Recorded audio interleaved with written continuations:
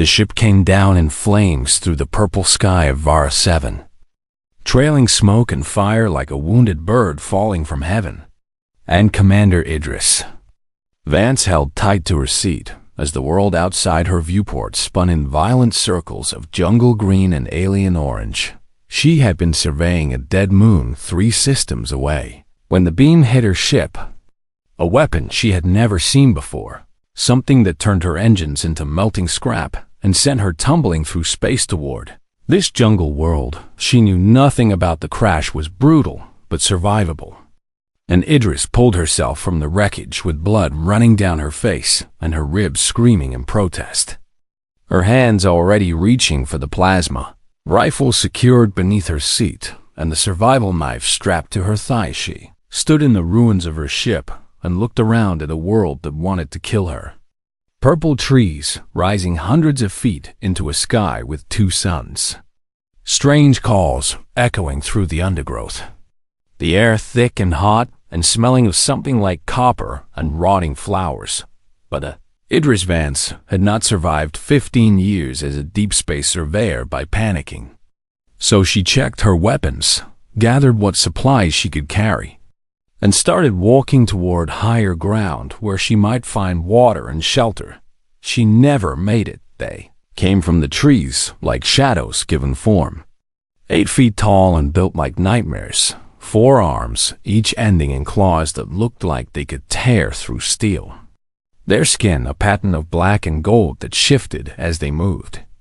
Their eyes burning yellow in the dim light of the jungle. The Kathrani, though Idris did not know their name yet, surrounded her in seconds, moving with a speed that made her plasma rifle useless.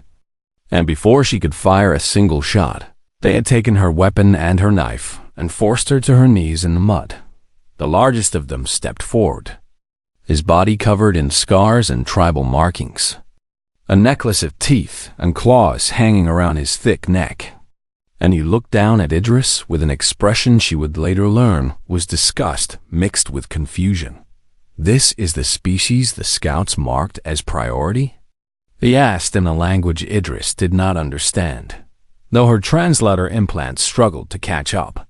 "This soft thing with no claws and no fangs and skin so thin I can see the blood beneath it?" One of the other hunters, smaller but no less terrifying, held up a scanning device and ran it over Idris from head to toe, reading the results with what sounded like disappointment in his voice. "The data confirms it. Huntmaster Theron Koss. This is a human from the planet called Earth. The species has been flagged in 17 different databases as a significant threat.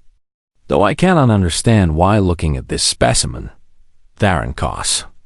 The Huntmaster reached down and grabbed Idris by the jaw, turning her face left and right like he was examining livestock at a market. His claws pressing dimples into her skin, but not quite breaking it. "No natural weapons," he said slowly. "No armor, no venom. Average strength at best, poor night vision. Slow reflexes compared to proper predators. I have hunted creatures 1,000 times more dangerous than this. We all have."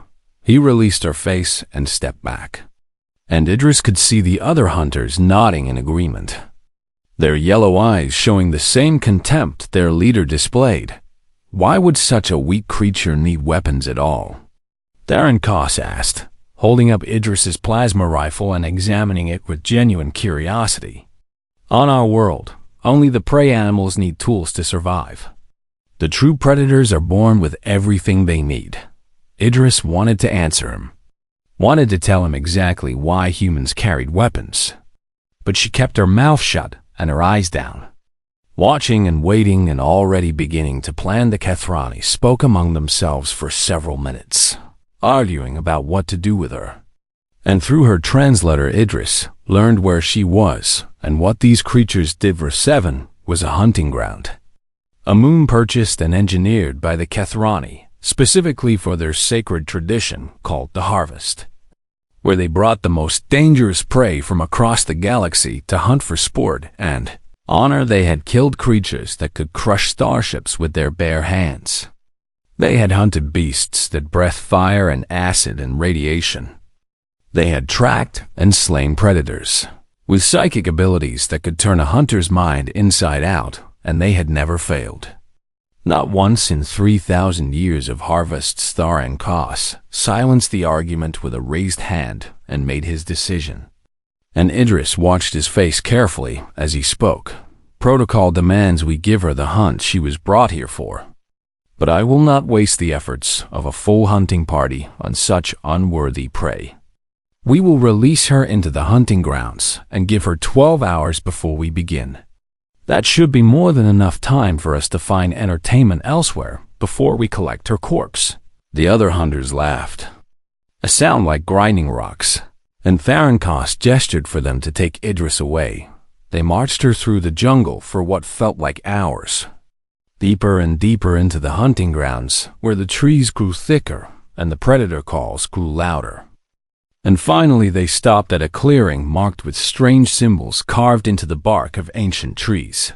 "Run, little human," Tharankos said, and this time he spoke in her language. His accent thick, but his words clear. "Run and hide, and maybe you will survive long enough to see us coming. Though I doubt it will matter." They cut her bonds and shoved her forward, and Idris stumbled into the clearing without looking back, walking steadily into the jungle until the sounds of their laughter faded behind her. When she was finally alone, she stopped and looked down at her hands. Soft and clawless and completely unremarkable by any measure the Kathrani would understand, but Idris Vance was not thinking about what she lacked. She was thinking about what she was going to build. What she was going to do to the creatures who had taken her weapons and laughed at her weakness. And as the first of Vareth Seven's two suns began to set, she smiled a smile that would have made Tharankos very nervous if he had seen it. The hunt was about to begin. But the Kathrani had made a terrible mistake. They had assumed they were the hunters. They were wrong. Tharankos waited the full 12 hours before he began the hunt. Not because the human deserved such respect, but because tradition demanded it. And when the second sun rose over the jungle canopy, he gathered his hunters and prepared to collect his trophy. He brought only 3 hunters with him, instead of the usual 8. A deliberate insult to the prey they were about to kill. And the 3 he chose were young warriors, still learning the ways of the harvest. Hunters who needed easy kills to build their confidence. "We will find her quickly," he told them as they entered the hunting grounds. "She will have hidden somewhere dark and small, shaking with fear and waiting for death." These soft creatures always do the same thing. But as the hours passed and the suns moved across the purple sky, Tharankos began to feel something he had not felt in many years. A small seed of doubt taking root in his chest. The thermal tracks they followed made no sense, looping back on themselves in circles and spirals, crossing over and under and around until even his best tracker threw up his hands in frustration. "She's not running in a straight line," the tracker said, his voice confused and irritated. "She is moving like she has a purpose, like she is going somewhere specific, but I cannot determine where." Tharankos pushed forward anyway, following the strongest trail through the thick undergrowth, until the hunter walking beside him suddenly disappeared with a scream. They found him at the bottom of a pit, a hole dug into the soft earth and covered with leaves and branches. Its floor lined with sharpened sticks that had punched through the young hunter's legs and stomach. The hunter was alive, but badly wounded. And as they pulled him from the pit, Tharankos stared at the sharpened sticks with growing unease. She had made these. The human with no claws and no tools. She had dug this hole and carved these weapons and hidden them where she knew the hunters would walk. "How did she know we would come this way?" one of the remaining hunters asked. And Tharankos had no answer. They left the wounded hunter with a beacon to call for extraction and continued forward, more carefully now, watching the ground and the trees and the shadows between them. It did not help. The second trap was a vine snare hidden beneath a pile of fallen leaves, and the hunter who stepped on it was yanked into the air so fast he dropped his weapon. Hanging upside down from a tree branch 20 feet above the ground, before Theron Koss could cut him down, something came out of the bushes, one of the native predators of Var 7. A six-legged beast with a mouthful of teeth that had been attracted by the noise and the smell of fear. The hanging hunter died screaming while his companions fought to reach him. And by the time they killed the beast, it was too late. Koss stood over the bodies of the predator and his hunter, breathing hard, and for the first time he understood that something was very wrong. This human was not acting like prey. She was acting like a hunter, using the jungle against them, turning their own hunting ground into a weapon. "We go back," he said. "We regroup and bring more warriors and proper equipment. This prey is more dangerous than we expected." But when they turned to leave, they found their path blocked by more traps. Deadfalls and snares and pits that had not been there when they passed through before. She was not just hiding from them. She was hurting them. Night fell over Vara 7, and the Kathrani were forced to make camp in a small clearing, building a fire to keep the native predators away, and posting a guard to watch for the human. Theron Koss could not sleep, his mind racing as he tried to understand how such a weak creature could be causing so much trouble. When the first sun began to rise, the guard was dead. He lay at the edge of the clearing with his throat open from ear to ear, his blood soaking into the ground. And beside his body, someone had scratched a message in the dirt, using crude symbols from the Kathrani language. "You took my weapon. You forgot I am one." Theron Koss read the words 3 times, feeling something cold spreading through his chest. Something he had not experienced since he was a young hunter facing his first prey. Fear, real and genuine fear, was wrapping itself around his heart. How did she kill him? The last remaining hunter whispered, staring at the body of his companion. He was armored, he was armed, he was watching for her. How did she get close enough to do this? Theron Koss examined the wound carefully, noting the rough edges and the angle of the cut. And he found his answer lying in the grass a few feet away, a rock, just a simple rock. But its edge had been chipped and shaped until it was sharp enough to cut through Kathrani hide. She had made a knife out of nothing, out of stone and determination. And she had used it to kill one of the most dangerous predators in the galaxy while he stood guard against her. The young hunter was backing away now, his eyes wide with terror, his hand shaking on his weapon. "Huntmaster," he said, "we need to call for help. We need to bring the ship down and end this hunt. This creature is not natural. She is something else. Something wrong." Theron Koss wanted to argue, wanted to insist that they were the Kathrani, and they did not flee from prey. But when he tried to contact their orbiting ship, the communicator returned only static. She had done something to their communications relay. The human who had crashed on this moon with nothing but a rifle and a knife. She had found a way to cut them off from rescue. They were alone in the hunting grounds, with a creature that was supposed to be easy prey. And Theron Koss finally understood the truth that the galactic databases had tried to warn him about. The plasma rifle and the knife were not what made humans dangerous. The weapons were a kindness, a mercy, a way for humans to kill quickly and cleanly instead of the other way. The old way, the way this human was now showing them without her weapons. Idris Vance had not become helpless. She had become something far worse, and somewhere in the jungle darkness, watching them with eyes adapted to hunt in the African night, the last human was smiling. 3 days into the hunt, and Theron Koss finally understood what kind of creature he was dealing with. The Kathrani were ambush predators by nature, built for explosive bursts of speed and power, designed to sprint and strike and then rest while their prey bled out. It was how their species had hunted for millions of years, and it made them the most feared predators in their region of the galaxy. But this human did not hunt like that, and all she walked, just walked, hour after hour and mile after mile, never running, never stopping, never showing any sign of exhaustion. following Therankos and his last remaining hunter through the jungle with the patience of something ancient and terrible on the first day after the guard died. They tried to outrun her, sprinting through the undergrowth with all the speed their powerful legs could give them. Putting miles between themselves and the creature stalking them, it worked for a few hours, and they collapsed in a clearing to catch their breath, their muscles burning and their hearts pounding. But before they could fully recover, they heard her coming through the jungle behind them, not running, not rushing, just walking with that same steady pace that never changed. They ran again, and again she followed. And by the end of the first day, the Therankos realized with horror that she was doing something no prey had ever done before. She was hunting them the way her ancestors had hunted on her homeworld, following her prey until they could not run anymore, until exhaustion did what claws and fangs could not, until the prey simply collapsed and let death take them.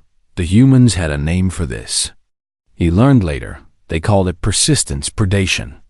And it was how soft, weak creatures with no natural weapons had become the dominant species on a world full of things that should have eaten them on the second day. The water became poison. The young hunter drank from a stream they had used many times before, water that the Kethrani had tested and declared safe. And within hours, he was vomiting blood and shaking with fever. Therankos found the source of the poison upstream. A pile of crushed plants and berries mixed into the water. Toxins from the local flora that the human had somehow identified and weaponized. How did she know these plants were poisonous? The dying hunter asked through chattering teeth. She has never been on this world before. She has no scanners, no equipment. How could she know? Therankos did not answer because he did not have an answer. He could only watch as his last companion died slowly and painfully from poison made by a creature who had been on Varus 7 for less than a week. But the worst part was not the death itself. The worst part was that Therankos later found the humans' camp and discovered that she had been eating the same plants, consuming small amounts of the same toxins that had killed his hunter, building up immunity to the poison while she waited for them to drink the water she had tainted. She had planned this, prepared for it, turned her own body into a weapon by forcing it to adapt to something that should have killed her. The night attacks began after Therankos tried to stay awake, tried to keep watch through the darkness. But the humans seemed to know when his eyes grew heavy and his attention wandered. She would come out of the shadows like a ghost, throwing rocks at him from angles he could not track, making noises that sounded like injured Kethrani calling for help, keeping him jumping at every sound until dawn came, and he had not slept at all on the third day. She started leaving trophies. The first was the communicator she had stolen from one of the dead hunters, placed in the center of a clearing where Therankos would find it, broken open and useless, but clearly displayed as a message. The second was a necklace made from Kethrani claws, taken from the bodies of the hunters he had lost, strung together with vine and hung from a tree branch at eye level.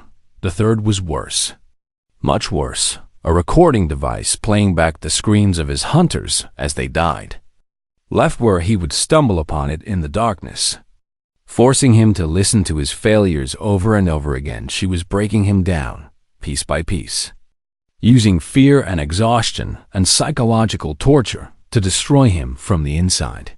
While her traps and poisons attacked him from the outside, the Therankos had hunted creatures that could crush mountains.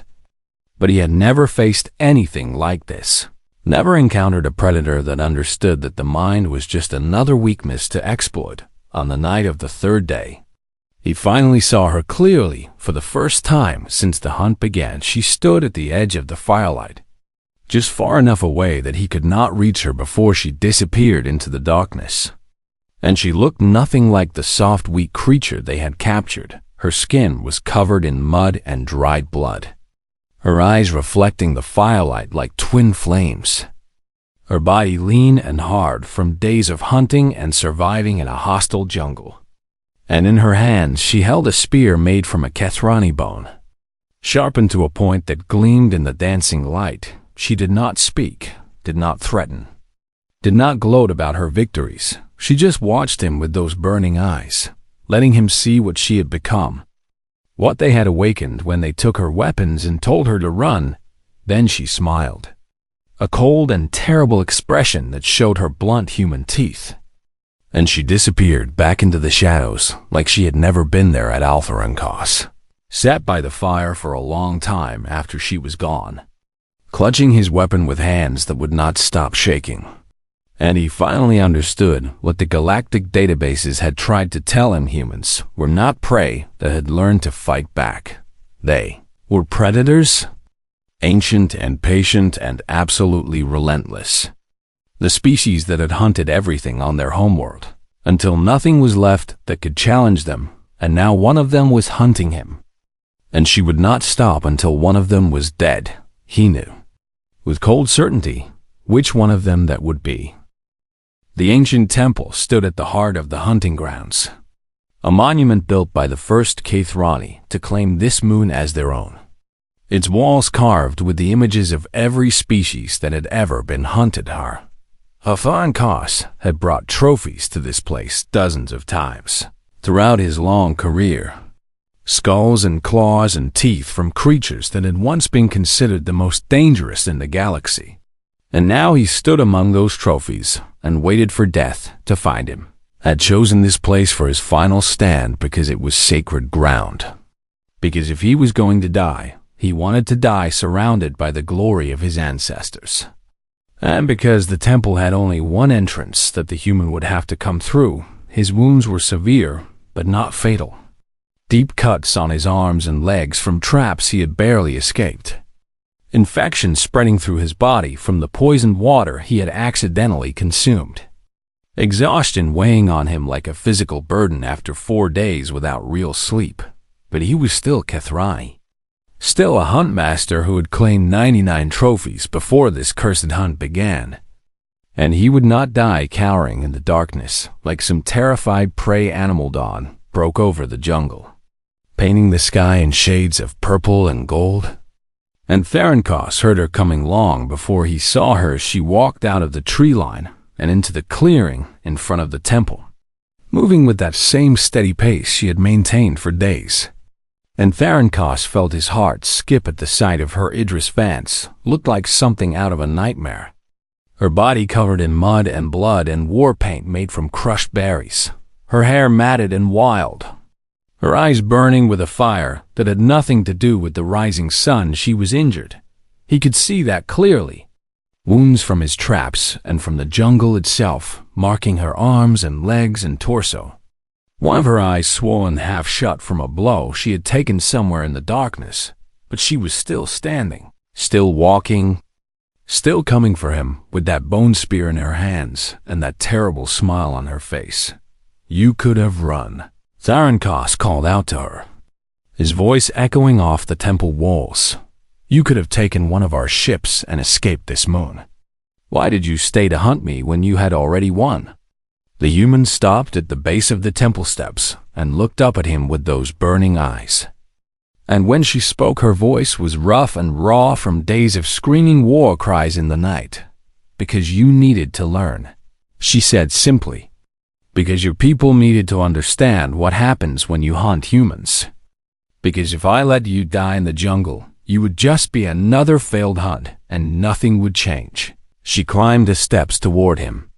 Slow and deliberate, the bone spear balanced perfectly in her hands. But if I beat you here, in your sacred place, in front of the trophies of 1,000 hunts, then your people will remember. Then they will tell stories about what happened to the huntmaster, who thought humans were easy prey. Therankos roared and charged at her, all 4 arms extended, claws gleaming in the morning light.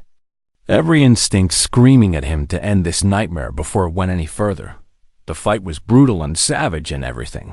Therankos had trained his entire life for he was larger, stronger, faster in short bursts, his claws tearing through the air with enough force to cut through metal, his armored hide turning aside the weaker blows from her spear. caught her across the ribs with a backhand strike that lifted her off her feet and sent her crashing into a pillar. And he heard the crack of bone breaking under the impact. He slashed at her legs when she tried to rise, opening deep gashes that painted the ancient stone with red human blood. He was winning. He knew he was winning. By every measure the Kethrani used to judge combat, he was dominating this soft, weak creature, but she would not stay down every time he knocked her to the ground. She rose again, slower each time, but never stopping, always coming back at him with that spear and those eyes that refused to accept defeat. She fought with a ferocity he had never seen before. Not the cold efficiency of a trained predator, but something older and more primal. Something that went beyond skill and training into pure animal refusal. To die, he broke her arm, and she switched the spear to her other hand. He opened a wound across her stomach, and she tied it closed with strips torn from her own clothing. He drove her back again and again, and still she came forward, bleeding and broken and absolutely unstoppable, and slowly, impossibly, the tide of the battle began to turn. He was built for ambush, for quick kills, not for prolonged combat against an enemy who simply would not fall. And as the minutes stretched into hours, his strength began to fade while hers somehow remained. She took his eye first, driving her thumbs into his face when he overextended on a strike, blinding him on one side and filling his vision with blood and pain. She hamstrung him next, sliding under his guard while he reeled from the loss of his eye and slashing the back of his leg with a shard of his own broken claw. He fell to his knees in front of the altar where his ancestors had placed their greatest trophies, and he looked up at the human standing over him with his blood on her hands and his death in her eyes. "Finish it," he whispered, because he was Kethrani, and Kethrani did not beg, but she did not raise her spear for the killing blow. She just stood there breathing hard, her body swaying from exhaustion and blood loss. And when she spoke, her voice was barely above a whisper. "You wanted to know why we carry weapons," she said. "You thought it was because we needed them, because we were too weak to survive without them." She leaned down until her face was inches from his, and he could see the truth in her eyes, a truth far more terrible than any death she could give him. The weapons are not a crutch, Huntmaster. They are a leash. They are how we stay civilized, how we kill quickly and cleanly instead of doing what our ancestors did. She straightened up and looked down at him with something that might have been pity. "Without them, we are worse." And then she turned and walked away, leaving him alive and broken on the floor of his sacred temple, surrounded by the trophies of 1,000 hunts that suddenly seemed very small and very meaningless. Tarankos watched her go, and with shaking hands he activated his personal recorder and began to speak. "Quarantine the species," he whispered into the device. "Do not engage. Do not hunt. Do not provoke under any circumstances." He paused, tasting blood in his mouth, feeling the weight of 100 humiliations pressing down on his shoulders. We were wrong about everything. The weapon was mercy. The weapon was them holding back in the distance. He heard the engines of a Kethrani shuttle powering up, the human taking what she had won and leaving him with nothing but his life and the memory of his defeated was. He understood now the cruelest punishment she could have given him.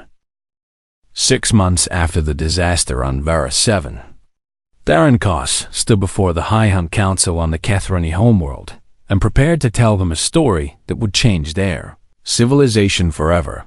The council chamber was vast and ancient, its walls lined with the preserved trophies of 10,000 years of sacred hunts, skulls and claws, and preserved specimens from species that no longer existed because the Kethrani had hunted them to extinction. 12 huntmasters sat in judgment before him, the most accomplished hunters of their generation, and they looked at Tarankos with expressions that ranged from pity to contempt. Was not the hunter who had stood before them a year ago, that proud warrior with 99 kills and a reputation that stretched across the galaxy. Now he was something else entirely. The scars covered half his face, a permanent reminder of the eye he had lost. His leg had healed wrong and would never again support the explosive sprints that had made him famous. And the light in his remaining eye had dimmed to something cold and haunted. "You called this emergency session," the High Arbiter said, her voice echoing through the chamber. "You invoked the ancient protocols that demand we hear your testimony. So speak, Theron Koss. Tell us why we should care about your failure." Theron Koss activated the holographic display he had brought with him and began showing them the evidence he had collected. Recordings and biological data and tactical analyses that painted a picture Kethrani wanted to see.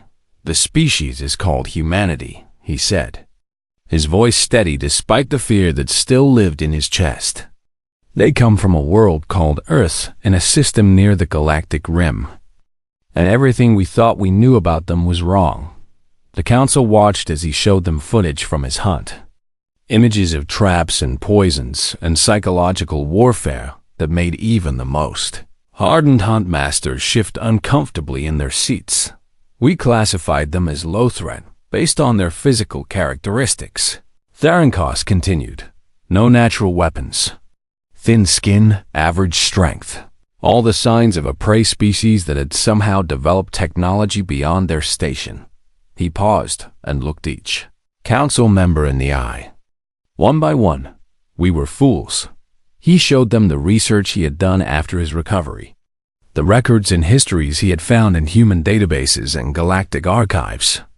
And the council listened in growing silence as the truth became clear.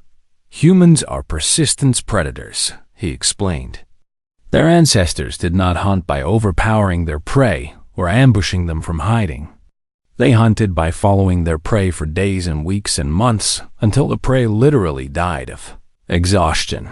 The implications of this were not lost on the council. He could see it in their faces, the slow realization that this contradicted everything they believed about predators and prey. "But that is not what makes them dangerous," Theron Koss said. "What makes them dangerous is what happened after they perfected persistence hunting." He showed them the extinction records from Earth, the long list of predator species that had once dominated the human homeworld and now existed only in museums and genetic archives. Every large predator on their planet is either extinct or exists only because humans allow it to exist, he said. They did not simply survive in a world full of creatures that should have eaten them. They conquered it. They hunted every threat until nothing was left that could challenge them. The High Arbiter leaned forward, her eyes narrowed with skepticism. "One human did this to you," she said. "One injured, unarmed human with no technology and no support. And you expect us to believe that their entire species is a threat to the Kethrani?" Theron Koss touched the scars on his face and nodded slowly. "I am not telling you what they could do," he said. "I am telling you what one of them did was nothing but rocks and sticks and determination. Imagine what they could do with warships and armies and the same patience they used to kill my hunters one by one." The chamber fell silent as the council considered his words. "What do you want us to do?" another huntmaster asked, and for the first time there was no contempt in his voice, only uncertainty. "Add humanity to the protected species registry," Theron Koss said immediately. "Not for their protection, for ours. Forbid all contact, all hunting, all provocation. Let them expand into their little corner of the galaxy and hope they never notice us." The debate that followed lasted for hours. Huntmasters arguing about tradition and honor and the shame of showing fear to any species. But in the end, when the vote was called, every member of the council voted in favor of Theron Koss's proposal. Humanity became the first species in Kethrani history to be classified as forbidden prey far across the galaxy. On a small human colony world called New Providence, Idris Vance sat in an outdoor cafe and sipped coffee while the morning sun warmed her face. The scars from her time on Vorath 7 had faded to thin white lines on her brown skin, and most people who passed her on the street saw nothing more than a middle-aged woman enjoying a quiet breakfast before work. A young journalist approached her table with a recorder and a hopeful expression. And Idris sighed because she had been expecting this. "Commander Vance?" The journalist asked, "I was hoping you can answer some questions about what happened on Vara 7. The military report was classified, but there are rumors. Stories about what you did to those hunters." Idris looked at the young man for a long moment, considering whether to send him away or tell him a truth that no official report would ever contain. "Sit down," she finally said. "Order some coffee, and I will tell you a story." The journalist sat, his recorder already running, and Idris began to speak. She told him about the crash and the capture, about being released into the jungle with nothing but the clothes on her back, about the Kethrani laughing at her weakness and calling her unworthy prey. She told him about the traps and the poisons and the long nights of psychological warfare, about following the hunters until they could not run anymore, about watching the terror grow in their yellow eyes as they realized what she truly was. And when she was done, the journalist stared at her with an expression somewhere between awe and horror. "How did you survive?" he asked. "How did you do all of that without weapons or technology or help?" Idris smiled and finished her coffee, setting the cup down with a soft click. "Honestly," she said, "it felt like home. We have been the thing in the dark for 2 million years. The Kethrani just forgot to check the history books." She stood and dropped some credits on the table, nodding politely to the journalist before walking away behind her.